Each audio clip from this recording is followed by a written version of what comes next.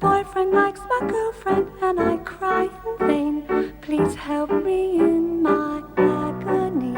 Dear Jane, dear Jane, dear Jane. Agony, agony, agony, agony, agony.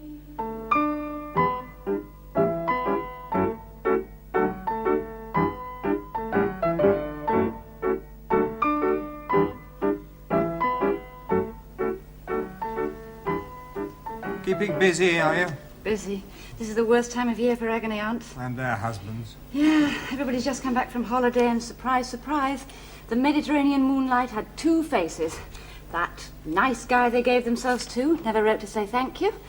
The charming girl gave them a very social disease. And the second honeymoon, well, the second honeymoon made divorce seem inevitable. Now, this pile on my left need personal replies, and this pile on my right all need love and attention. Oh, couldn't I slip myself in here somewhere, then? I mean, between Reckless of Ramsgate and Warped of Wendover. Oh, Jane.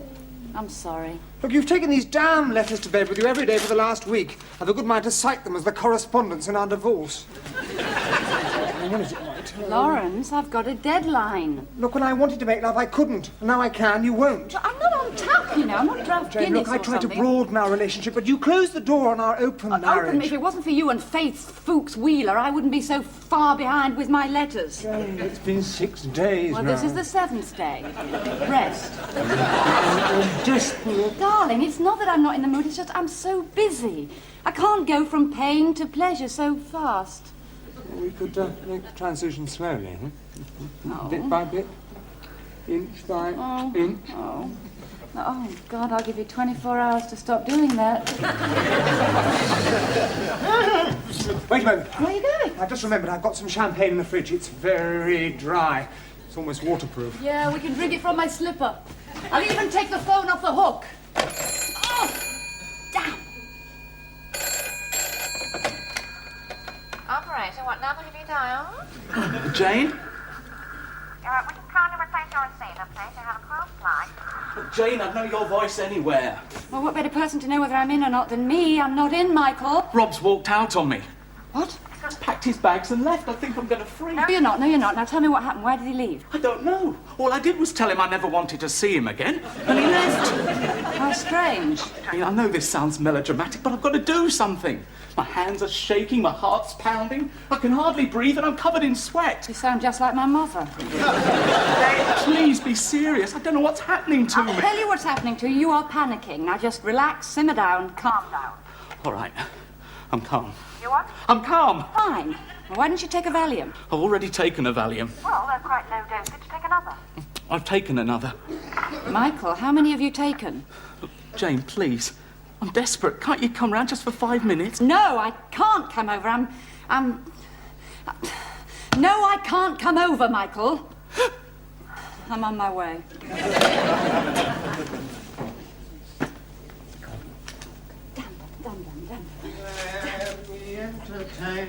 Oh, sorry. It's Michael. Oh, I love you. Don't start without me. The champagne is not as dry as I thought. Good morning. Don't speak to me. I've been up all night with Michael crying on my shoulder. I'm He's here again. Michael, what are you doing here? I spent 5 hours with you last night. He's not back yet. Well, I haven't got him. Just thought he might have rung you. Darling, if he'd rung me, he could have spoken to you. I was with you all night. Oh, yes. Michael, may I remind you that you are a teacher? Here, go teach. I don't believe all that lot arrived for me today. You know, there's been a mix-up at the sorting office, and some of them were meant for the Queen. My husband and I, maybe that one's from the Queen. So many problems, so little me. Val! Val! This is an automatic answering machine. Jane Lucas is not in her office at the moment. Could you please leave your name and any recorded message after the following high-pitched sound? Ah! Hello, yes. This is your mother. Mother. Hello, how are you? I want to talk to you most urgently, and I also want to know why you're never in when I phone. Because I recognise your voice. How can you say that? That's a good question. How can you say that? Pure stupidity. How are you, Ma? Oh, not too bad. I slept quite well, actually. Just a minute. For a machine, you sound a lot like my daughter. It's amazing. Not amazing, Ma. It's me. It's you.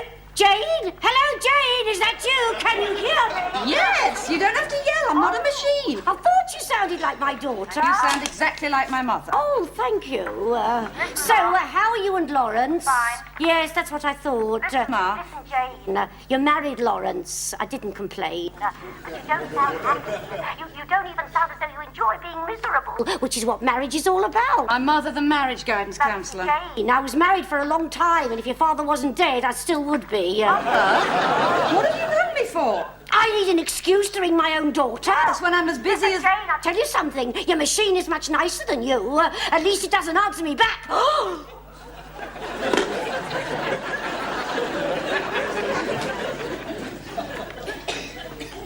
Here's your coffee. And here's your carbon coffee. Thank you very much, Val. Not at all, Jane. My pleasure. There's a woman waiting outside to see you. She looks like a typical housewife, but she's very shy and won't give her name. Shall I send her back to Effingham? Well, does she look as if she needs me? She certainly needs something she can't get in Effingham. Wheel her in. Match. I'm surrounded. This is Jane Lucas. I know, we've met before. I'll leave you two to reminisce over old times. I'm awfully sorry, I didn't catch your name. I'm Mr. Mintz. The transvestite. Please, Jane. We transvestites prefer to be called female-identified males. Yeah, I'm sorry. It's just that last time I saw you, you were in a black business suit and blue high heels. Yes, well, I've come out of the closet since then, wearing my wife's clothes. So I see. You don't think the line is too severe for me? Oh, no, it's most flattering. You have one of those bodies that can wear any dress. I know.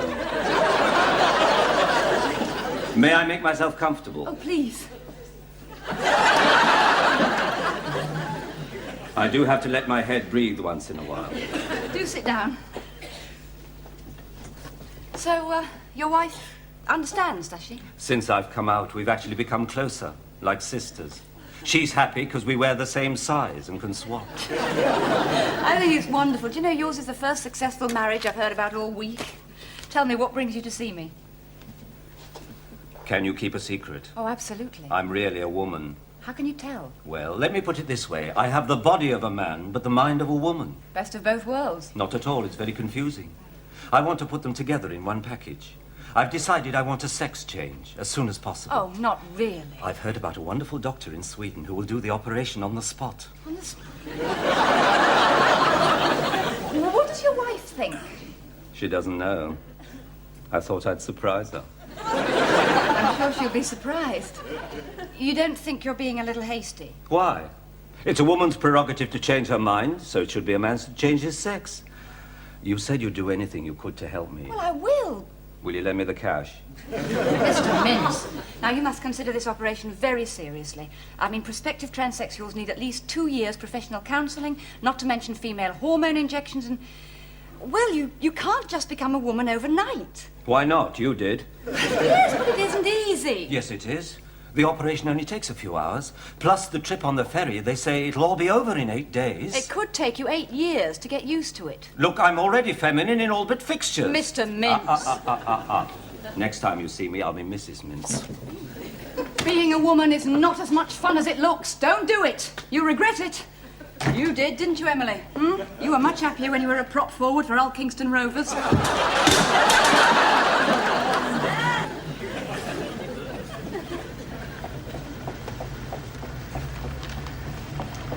Hello, Rob. Goodbye, Rob. Jane, can we talk? I'm desperate. Can we walk? I'm 35. I thought I'd come and run you home. Oh, sweet thought, Rob. I didn't sleep a wink last night. I know the feeling. Have you talked to Michael? Only all night and a great portion of the morning. What did he say? Why don't you ask him? I'm not speaking to him. It's impossible. Oh, and you're a piece of cake? You try living with a gay teacher. You try living with a depressed psychiatrist. Oh, so tell me what happened. It all happened last Tuesday. It was a normal day. I had my usual breakfast. 3-minute fertilized egg, gluten-free toast, and garlic milkshake. Michael had his 6 cigarettes, black coffee, in a valley. Then...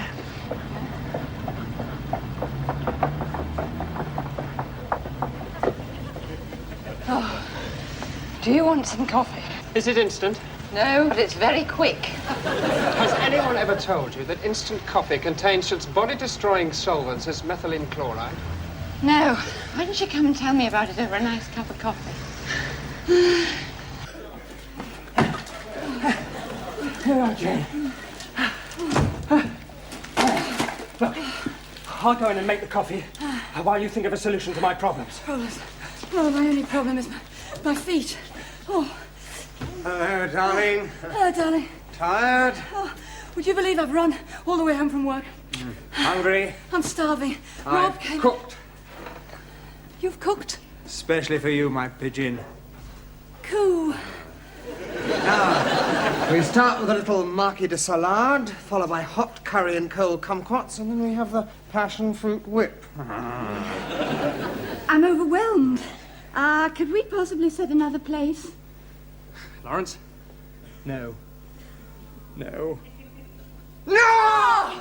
It'll take me 10 minutes. I've just got to persuade him to go back to Okay, Michael and fine, then Jane, I capitulate, I give in, since quite obviously everybody here is more interesting than I am, and you are never in the mood lately. I shall take my passion fruit whip to someone who is.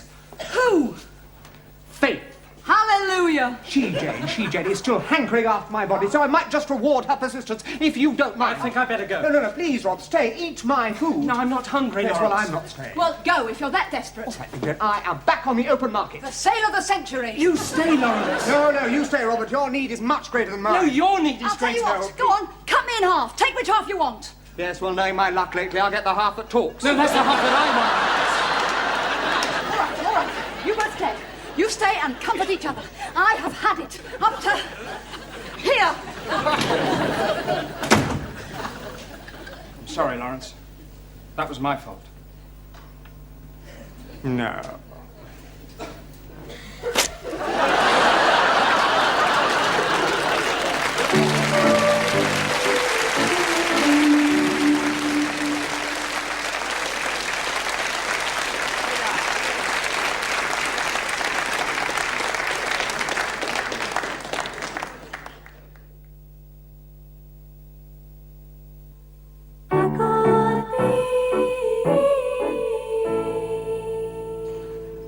Welcome back to Happening Radio. I have an urgent message here. Oedipus, call your mother. Remember what the Maharishi said, folks? Vice is nice, but incest's best. Well, listeners, it's Thursday again, and time to treat your luggers to the sultry sound of Miss Jane Lucas. Would you like to say something to our eager listeners to brighten up their dreary little lives? Hello. Did you hear her, folks? Isn't she fantabulous? Well, our first candidate today for a little Lucas aid is Cherry. Hello, Cherry. It's a silly problem, really, Jane. I don't know whether you'll be able to help me, actually. Well, let me try. Go ahead. Oh, yes. Well, it's my husband. Yes? He and I have... we've decided to ask your advice about this pressure cooker we bought. Cherry, you want consumer advice at 10 o'clock in the morning for any problems Silly related. me. Well, thank you. Cherry, are you sure that's what you rang up to ask about? Yes, absolutely positive. Thank you. Okay, Cherry, listen, we're here to help you. Is this a problem concerning you and your husband? Is it a sexual problem? Yes, no. Oh, I'm so embarrassed. Well, you don't need to be. Can you just try and tell me what's wrong? He's just stopped. I mean, it's just like once every couple of months, and I don't know why or anything. We used to be very happy that way. How long have you been married, Cherry? 7 years. And have you talked it over with him? What? The sex? Well, what else? Well, we've talked about the pressure cooker. Cherry. Well, I die of embarrassment. I mean, we never talked No, and you about... never will again if you don't talk about it tonight, if not sooner. Cherry, if you don't communicate outside the bedroom, how the hell do you expect to communicate inside it? And that's the truest thing I've said for weeks. Okay, Cherry, go talk to your husband and see what happens. This is Happening Radio 242. I'm Andy and I'm evil. Okay, we're going to take a little musical break here with a great new single called Boogie Breakout. And believe me, folks, I really identify with this one. Drinkles. Why not? This is the one with the Spanish fly in it. Oh, look, the poor little thing's drowned. It'll never find its way back to Barcelona now, will it? Okay. Okay. Tell me, Janie, my love, are you getting it on these days? Oh, don't ask. I want you to know that I am available. There is no time of the day or night, especially the night, when I'm not ready, willing and able to give you a helping hand or three. All you got to do is beg. Andy, my love, you had your chance with me, and as I recall, you suffered an immediate attack of the vapors and fled. Yeah, well, of course. I can't handle it with Laurence there. Oh, blew my mind. You'll never miss it. And now I'm over the shock. I've decided I am willing to grant you access to my little harem. I mean, Laurence is a truly brilliant mind, but what you obviously need right now is a truly brilliant body, which I happen to have here with me even as we speak. Andrew, I've got your number. Jane, if you don't call me tonight, I'm going to cut off my extension. Okay, fellas, I want a clean fight. No punches pulled, no hitting below the belt. The referee's decision is final. Seconds out, round one, ding ding.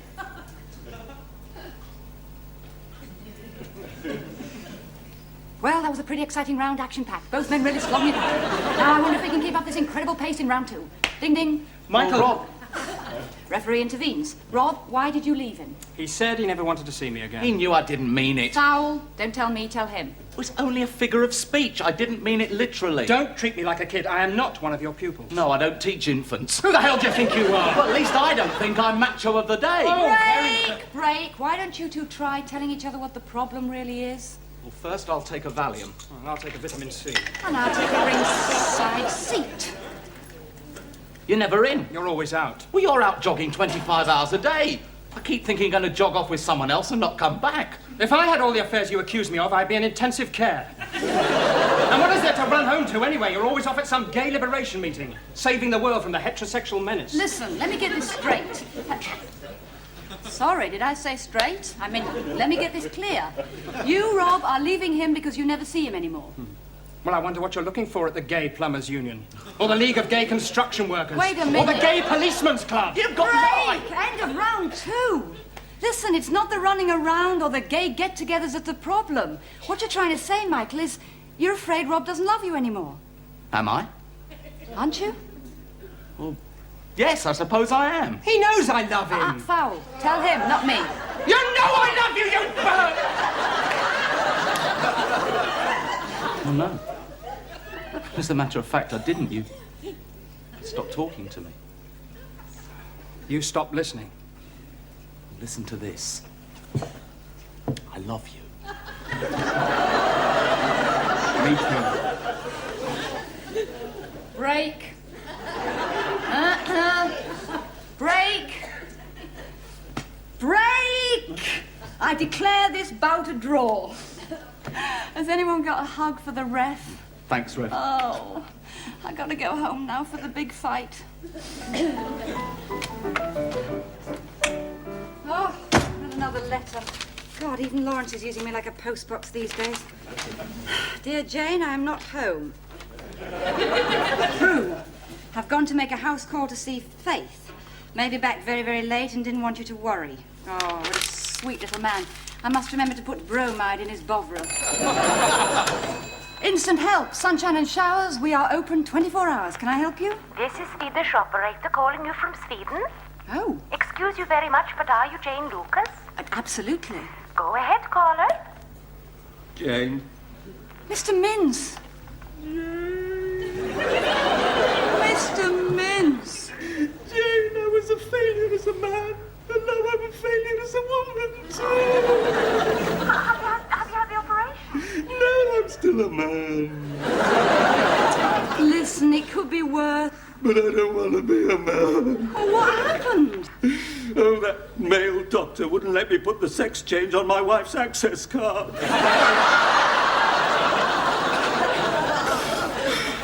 I know I was mad to come, but it was the man in me that made me do it. Yeah, look, just come home and we'll sort the whole thing out. We will?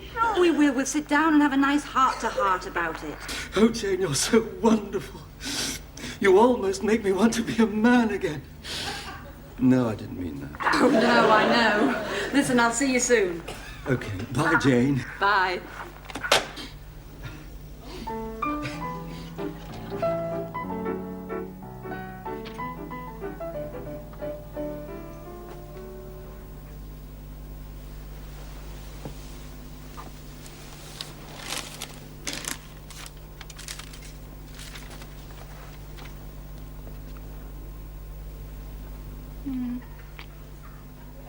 Haven't been asleep for 100 years, have I? It's not Prince Charming, it's me. Story of my life. Oh! Did you have fun? Yeah, terrific. Oh, that bad, was it? Ooh. Your Rascaris run. No, Jane, that's a black eye. You didn't get caught in the act, did you? No, actually, Jane, I got caught before it. What? Well, we were sitting in the Hawaiian lounge at the Queen's Hotel having a quiet frozen daiquiri on the rocks, you know, talking about this, that, and the other. Yes, yes. And then you're not going to believe this, Jane. This tiny little woman in a fur coat, about this high and twice as wide, like a 60-year-old hedgehog. You know, the type with a bum that starts at the back of her neck. She came bowling over with a glass of Advocaat in one hand and one of those collapsible umbrellas in the other. Well, she threw the Advocaat over Faith's head and then she... No, don't laugh, Jane. She rammed the umbrella right in my eyes. Why? I've no idea. Would you not have said something? Well, yes, as a matter of fact, she just said that's a present from the family. I thought it must be the mafia. Oh, my God. What? Was she wearing a 15-ton charm bracelet in onyx and gold? And rhinestone spectacles? Why, do you know her? Oh, that is the mafia. It's the Hampstead Garden Suburb mafia. Don't want to hear all that. It's the Jaffia, would you be... Hello, Mother. Hello, Mother. You've just had Auntie Goldie on the phone. Jane, I've just had your Auntie Goldie on the phone. Now, do you want to know where your no-good husband is? Well, she saw him in the Hawaiian lounge in the Queen's Hotel with his bit of Angora. She gave him a present you can't repay, a smack in the eye, and I want you to give him another one from me when you see him. Yes, Mother. Right away, Mother. Whatever you say, Mother. Good night, Mother. Some steak on that eye, shouldn't I? Haven't got any. Will chopped liver do? You're not to laugh at me, Jane. Sorry. Right, go on, go ahead. It's nice to see you laugh. I'll tell you what, let's forget the chopped liver. Let's have an evening like we used to. Yeah, we get all dressed up. And we go to that little Bulgarian bistro. And then we come back here and put on a little schmielsen. And then we cuddle up in bed, eh? And then you'll get your headache and I'll go to the all-night chemist to get the aspirin. And then when I get back, you'll be sound asleep. What do you say? Eh? Oh, Jane.